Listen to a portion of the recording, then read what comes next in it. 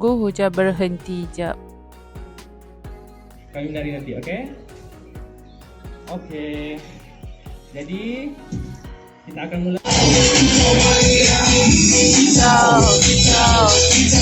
Untuk kerana menghadirkan program pada pagi ini.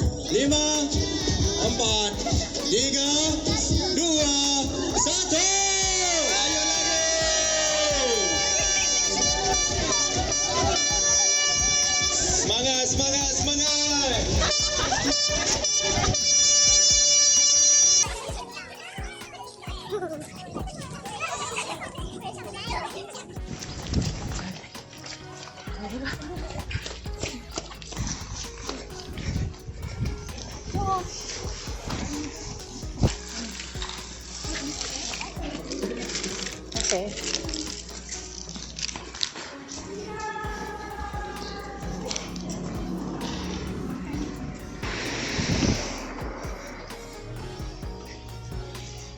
Okay. So kita tak nak ambil bayi.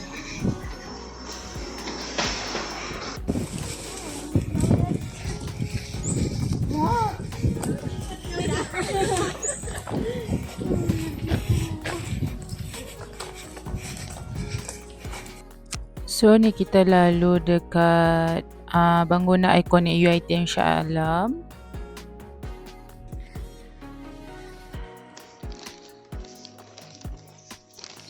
So ni belakang bangunan ikonik. So ni adalah checkpoint dia lah.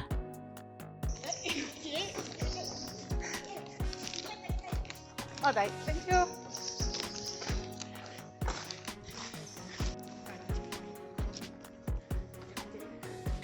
Sebenarnya banyak yang kita lalu bahagian bukit-bukit sebab UiTM Shah Alam banyak bangunan ikonik dekat bahagian bukit-bukit.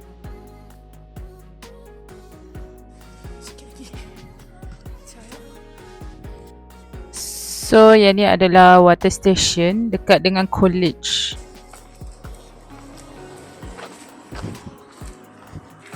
So ini adalah checkpoint terakhir dekat dengan DATC iaitu Dewan Agung Tuanku Kansellor UiTM Shah Alam.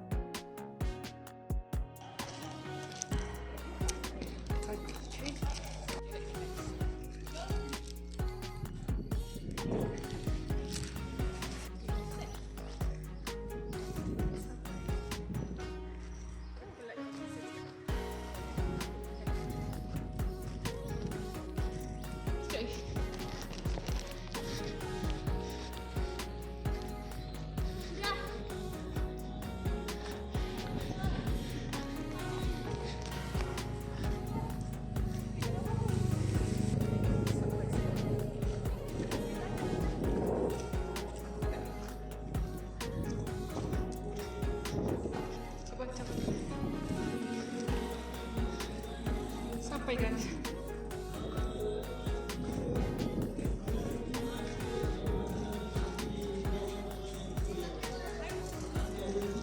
Boleh terus ke hasil mengambil medal dan juga salam.